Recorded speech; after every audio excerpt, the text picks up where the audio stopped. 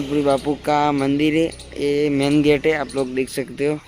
हम लोग कभी अंदर जाएंगे। यहाँ पर प्रसंग है, रविवार है, पाठ उत्सव प्रतिष्ठा का, और नाइट पे गरबा है, आप लोग देख सकते हो।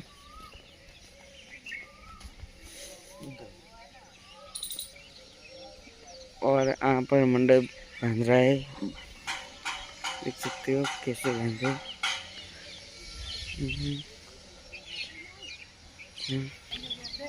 यहाँ पर सभी बापू और प्रतिष्ठा के फोटो स्पीड कर ले। ये मंदिर है, देख सकते हो।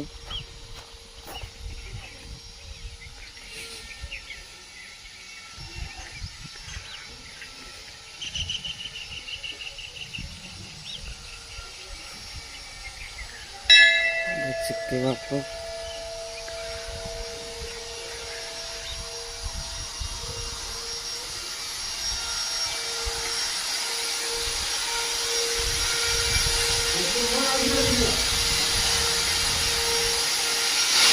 अरे लाकुमा, अरे नकली बापू।